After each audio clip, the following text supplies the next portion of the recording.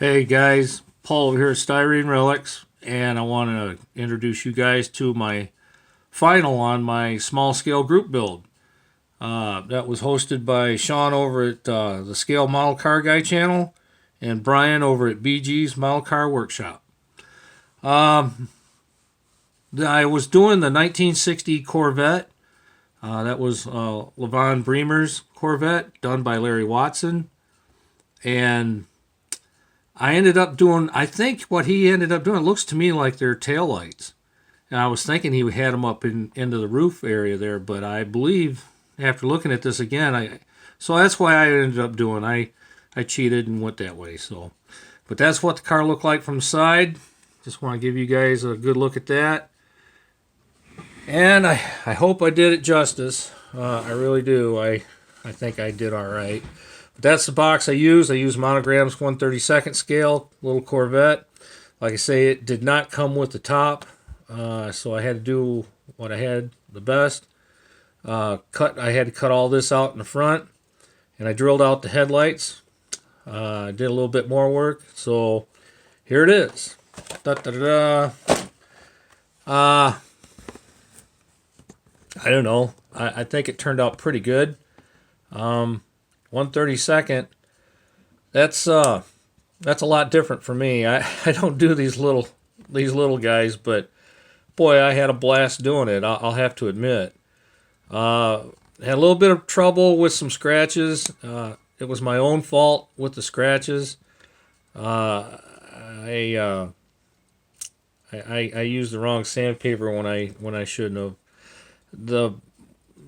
The problem I was using was the putty that I was using was the Bondo putty, and I had some sandpaper that had some grit in it, and I didn't clean it or I didn't change it, and that's my own fault. So I had a lot of cleanup. I had to work backwards to go forwards. So you guys know what I'm talking about, having done that a few times. So let's see.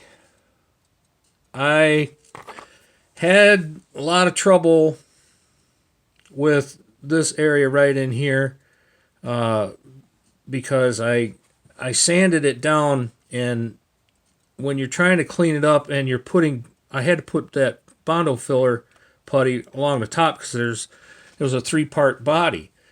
And in doing that, cleaning that up, I ended up taking a lot of that body line out that I didn't want to, and before I knew it, I had, it's just barely there. You can see it, but it's not as pronounced as I wanted it.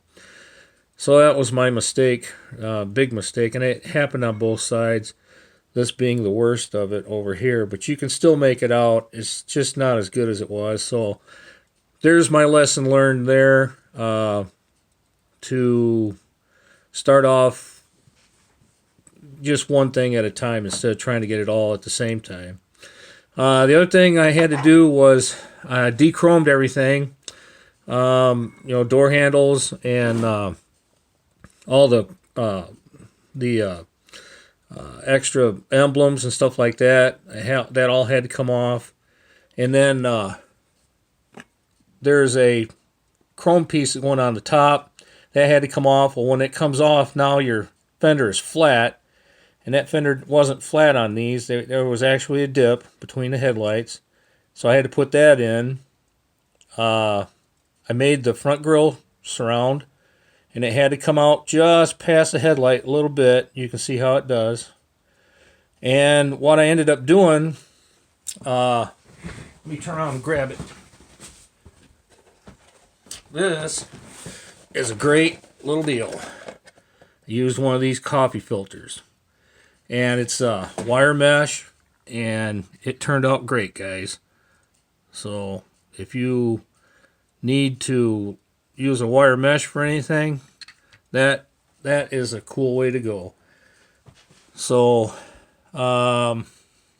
let's see what else we got. The dash where the sissy grab bar is at, that was all solid one piece. I had to cut that out. It was that way from the factory. So I cleaned that up, cut it out, and then, let's see.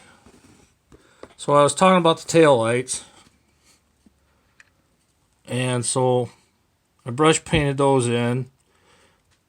Speaking of colors, this is Tester's Gold. It used to be the old Aztec Gold, I believe. And then it's the Tester's Extreme lacquer. And then I used lacquer white, and I brush painted the seats and the side, the door panels. I brushed the white walls, and there was no chrome on this car at all, so I had to do the hubcaps as well. And that stuff, I really like this stuff, guys. That is this stuff right here. And it's real shiny. Metallic finish silver. Bright chrome. There's the part number there. That stuff works out great. It really does. I painted the windshield surround. I sprayed that. And I had to brush paint the hubcaps and the rear bumper. And it cleans up really nice. Did the steering wheel that way. It's nice and shiny. It's pretty good stuff. If you can find it, that's the other thing. So you got to be able to find it. The side pipes are some little ones I had kicking around. So let me get that back in focus. Undercarriage turned out real well. I really enjoyed this build. It was a lot of fun. A little bit of work because everything's so dang tiny, but pretty fun. Last but not least, I want to show you what I did on the headlights. I drilled them out, if you remember, and I had a set of tail or headlights I was going to use.